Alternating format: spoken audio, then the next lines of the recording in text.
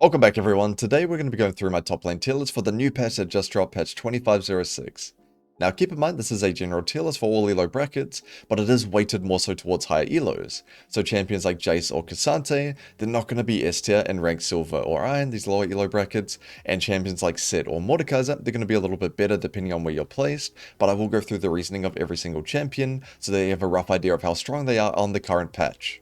So starting with our champions in S tier, and one thing that's important to keep in mind is our top 3, Jace, Mbessa and Cassante, are all pretty interchangeable. They are the 3 strongest top lane champs in the game at the moment, and the reason for that is they don't really have any clear weaknesses. They're all amazing blind picks, they spike really hard 1 to 2 items, so they're really strong during that early portion of the game, which is so important right now. And again, there's no really bad team comp to pick them in, the counter matchups don't matter that much, so they're just so consistent, the value you get from them is so high, that they're going to be in S tier because even though they're not going to have the highest carry potential if you were to play Cassante or an Mbessa in gold or silver, again it's weighted more so towards higher ranks. Just keep in mind if you are playing in a bracket below Emerald, they're not going to be the S tier picks for you, but if you can get build high mastery on them, they are really good champions for climbing regardless, as you can get very high consistent value from them in the long run. And as for Riven, even though she's not as powerful as the top 3, she's still an S tier solo queue champion. She has such high carry potential, especially during that 1 to 2 item spike, really good early game. The difference between her and the other 3, even though her carry potential is a bit higher, is she does have some hard matchups that you'll have to play into, and also some team comps that can feel quite hard to get full value from your champion. The other 3 champions don't really have that value.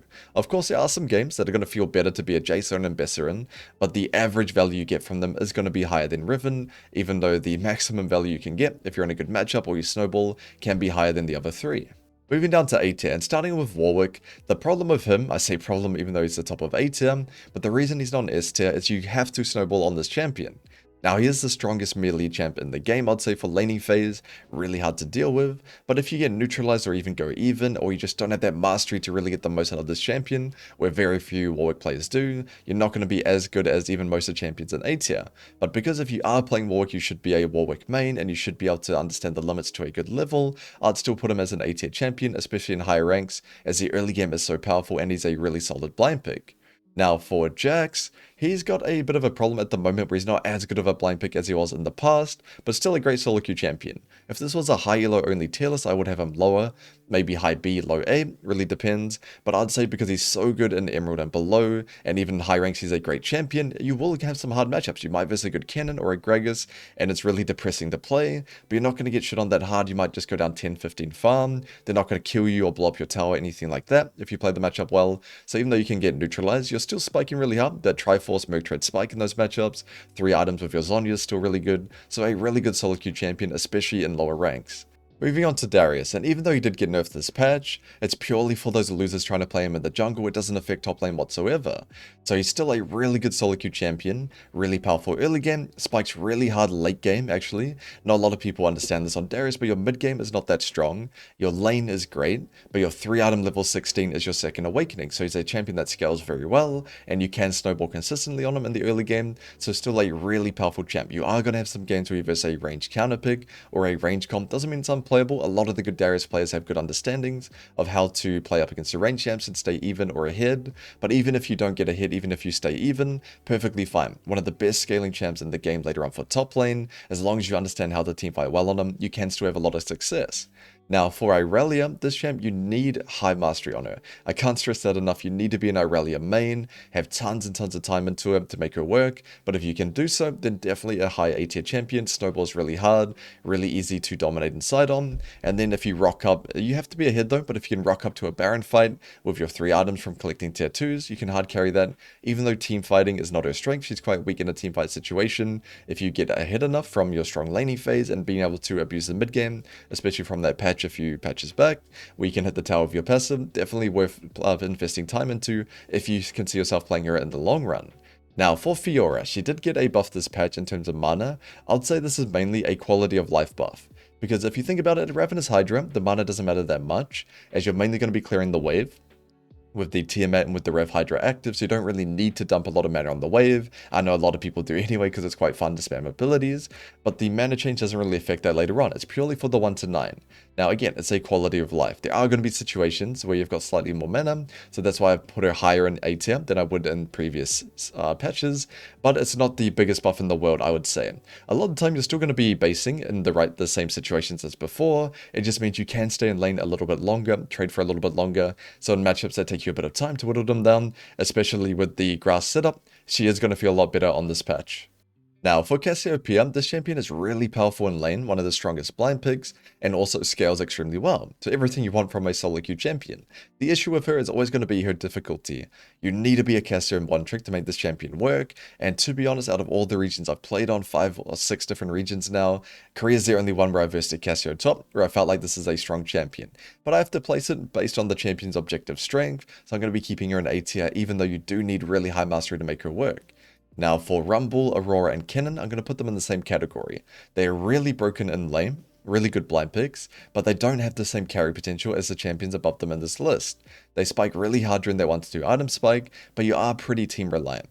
You can't side lane well, and of course you can carry a game on them. If you get a good flank, if you get a nice 4-man ulti, something like that, you are going to carry, but you need to get strong in lane, because if you just go even versus a champion like Camille or a champion like Jack, something like that, you're not going to be as valuable as them, as they can use side lane to pull you away, so you don't have the same agency as they do. But if you play your matchup well and you get ahead, you'll beat them in side lane anyway, and then you can carry fights as well. So especially if you're good at speeding up a game and arriving to objectives early, getting creative with your positioning, you can definitely carry on these champions. Moving on to Yone. Now, even though Yone is a great solo queue champion, especially if you have high mastery on him, the reason he's not the top of A tier, middle of the pack, or the lower end, is just because it's hard to get consistent value from him. There are just some comps or some matchups that you play where your champion doesn't feel as good. Your laning is strong, your scaling is good, but you might just find yourself in a game where you verse Renekton or a Jax top, and like a Leona support, some hard CC lockdown from jungle, it feels quite hard to get the most out of your champion, especially if your team comp doesn't have any dive in it as well. Yone is not engaged, you're so squishy, it's really hard for you to start the fight. You can if you get the nice 4-man ulti, but that's quite optimistic. You need somebody going first for you most of the time, like a Vi or a Jarvan, so if you lock in your Yone and you have a Kayn jungle or a Janna support, I know never happens, but if it does, you don't feel that useful. So for that reason, because you're not consistently valuable on them, that's why I'm going to be keeping a middle or lower end of A tier. Now for Camille, the problem with her, even though I still think she's a great champion, is even though your 1 to 5 is strong, that's in certain matchups, a lot of matchups still beat you during that timer, and then during the level 6 to 9 period of the game, which is mainly around grubs, you're pretty useless, I would say. A lot of the time you are just taking nice short trades and waiting for your Triforce, but there's a lot of action in the game right now. There's grub fights, your jungler wants options top, but a lot of the time if your jungle ganks for you and you're a Sheen Camille level 6, you're not even going to be able to 2v1 a Cassante or an Abyss of these really strong champions. Now granted, if you're playing better than your opponent, you can make it work, and if you can snowball during that 1 to 5 and get your Triforce quite early, like an 11-minute Triforce, something like that, great champion. But because her blind pick ability is quite difficult, I'm going to be keeping her in middle of the pack A tier as well. So moving on to Gwen, she did receive a change this patch, just the TLDR of it. They made her a little bit stronger in the early game and a bit weaker in the late game. Now, in my opinion, the big benefit to picking Gwen is that level 16 3-item raid boss material. When you've got your death cap level 16, you can just solo carry any team fight. Now, you're still going to be strong during that time up, it's not going to be the same as before, and the lane being better, I'd say is nicer, so it's kind of a trade-off. I would say right now, she's a little bit of a worse champ than before. Still an A-tier champion, especially with the lane being a little bit stronger, it's easier to spike and snowball, but not as good as before because the carry potential is lower, and that was one of the biggest benefits of playing Gwen. Now, for Rengar, this champion, really good blind pick, that's why he's so high. If his blind pick ability wasn't that high, I'd be putting him in B tier, but the problem with him is a lot of the matchups now, especially if they know what Rengar does and they don't let you just cheese kill them, they can just go even and then your champion's completely outscaled at level 9 one item, and sometimes even at level 6, so I would say this champion, even though he's very broken in lane, it's kind of hard to translate that lead into the rest of the map as easily. A lot of the Rengars go Rev Hydra and just one-shot wave and sustain and look for plays around the map. That is the main way to play him at the moment, but this champion it requires a lot of mastery as well, so definitely I'll keep him lower end of A tier for now. Now, moving on to Gragas. His blind pick ability is a big factor for why he's so high. The carry potential is not as high as every champion above him, I would say, but because you can go some AP builds, he's a little bit flexible in that aspect, and again, blind pick ability is such a big factor, I'll keep him lower end of A tier at the moment. Now for Vladimir, really good in lane, quite a good blind pick. I would recommend banning Irelia, especially if your mastery is not that high, but there are not a lot of matchups that completely stomp you, and especially if you use Vlad mainly as a counter pick into melees like Jax, you will get a lot of value because it's pretty hard for champions like that to play up against you in lane. Now for Olaf, I gave my boy a little bit of a promotion. I just feel like the way the meta is shaping up, he's in a pretty good spot. He does quite well into the jungle meta. There's a lot of champs like Vi and Darius jungle. Maybe not in this patch because he's getting nerfed, but people will still try to make him work for now. You know, jungle is quite slow. So champions that have to come towards you, like a Vi, Zinzal, Lee Sin, quite popular at the moment, he does quite well into them.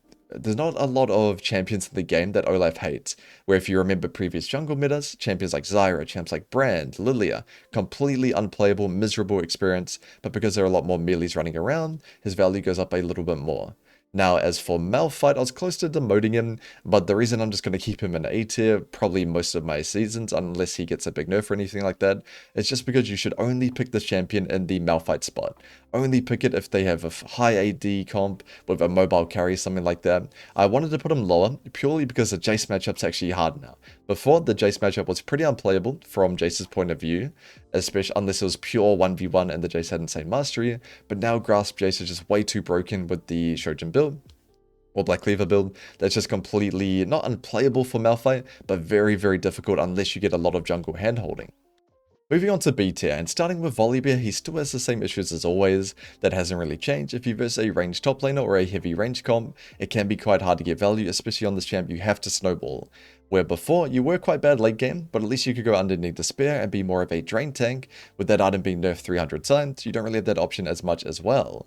Now for Cho'gath, I think this champion is still sleeper really, really strong, even after the nerf on the previous patch, but the reason I'm going to be keeping him in B tier and not A tier is just because this is a top lane tier list. There are too many champions that are hard to deal with in top lane.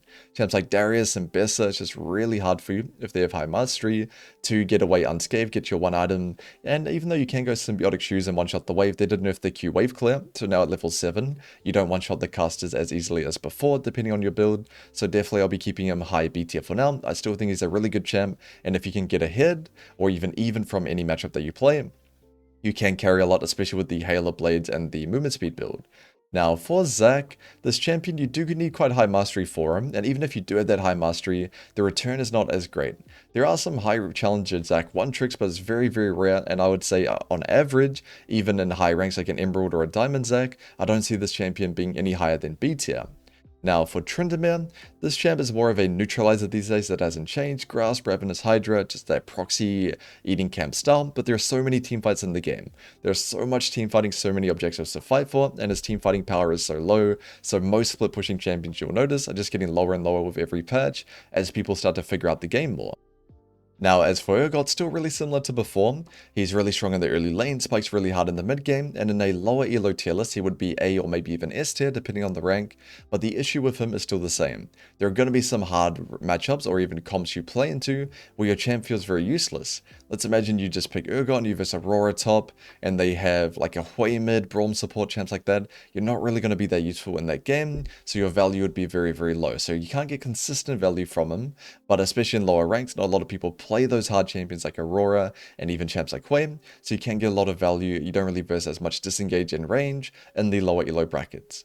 Now for Gangplank, this is definitely a champion I underrated. He's getting stronger and stronger, not really in terms of buffs, but just people are picking him up and catching on, and he just scales extremely well. He's a strong laner. There are some hard matchups, don't get me wrong, but he's a strong laner that scales very well, and you can get a big lead over your opponent just from going even, abusing your passive, and at level 13, 2.5 items, or even later on 3-4 items, you really start to pump out damage.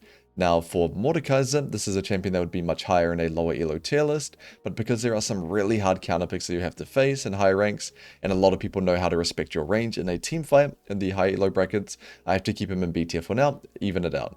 Now for Gnar, the issue I have with Gnar in this season as a whole, is he's just too slow early game. His 1 to 5 is quite weak. He's a good blind pick, but his 1 to 5 is quite weak, and level 6 is quite strong, but you're kind of slow. You want tier 2 boots first and then Triforce later on. You don't really get that until plates fall, and there's not a lot of matchups where you can blow up the tower consistently, and because grub fights are so important, a Swifty boot Gnar is just not as strong of a champion as a champ like Imbessa or Jace Riven. Any of these champions above him on A or S tier, most of them are going to outperform you in the early game skirmishes, even though your blind pick ability is very stable and you're a safe champ. He's just not as good as he was in the last season.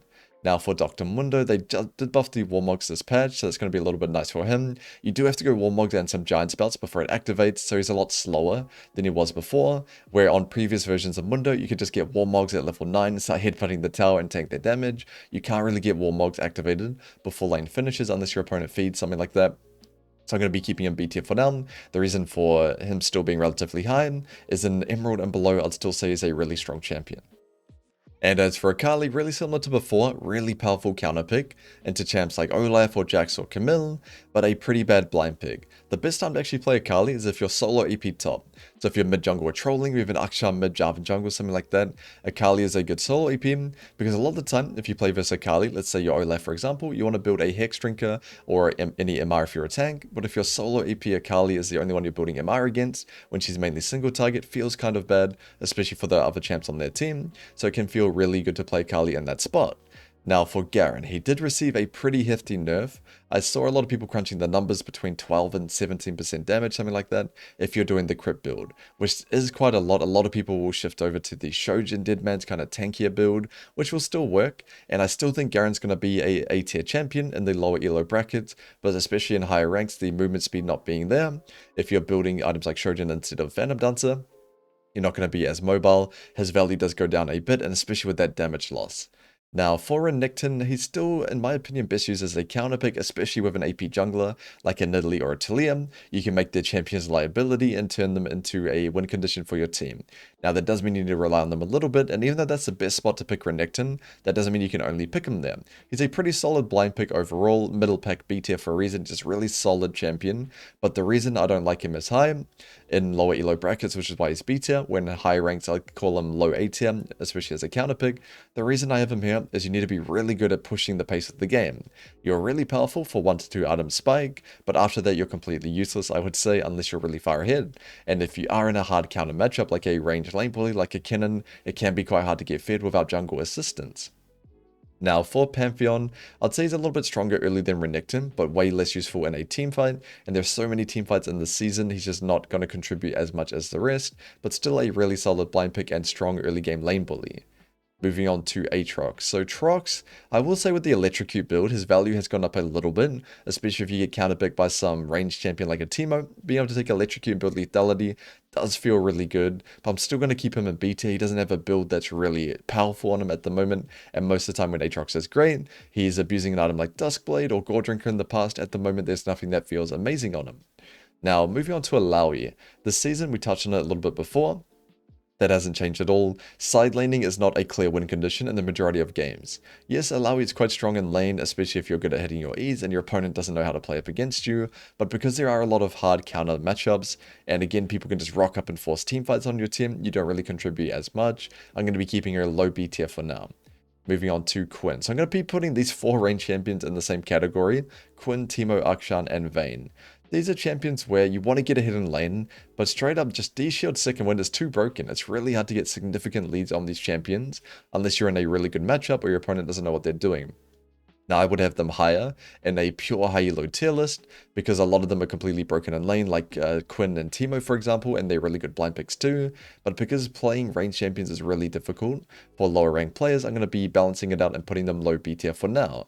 And finishing off B tier with Tahm Kench. He did receive a nerf on a previous patch, which did decrease his value a little bit. He's just a meatball. He's a meatball that has to get a hit early to stat check, but in teamfights he doesn't really contribute that much, unless you're fire ahead. And the Drain Tank build that I really liked on him has been nerfed a lot. The Underneath the Spear nerfed way too many times, so I'll keep him low B tier for now. The reason he's not in C tier is his blind pick ability is quite high. Moving on to C tier, and before you panic, Set is still a great champion in lower ranks, still A tier and below Emerald. The problem with him in high elo brackets, his blind pick ability is pretty horrible. There are just so many hard matchups or unplayable comps that you'll play into that makes this champion really hard to pick. Now for Wukong, he's a great counter pick, but again, blind pick ability way too low to have him any higher than I do right now. I would say in low elo brackets I'd put him high B tier, maybe low A, but because his blind pick ability is low, I'm going to be keeping him C tier for now.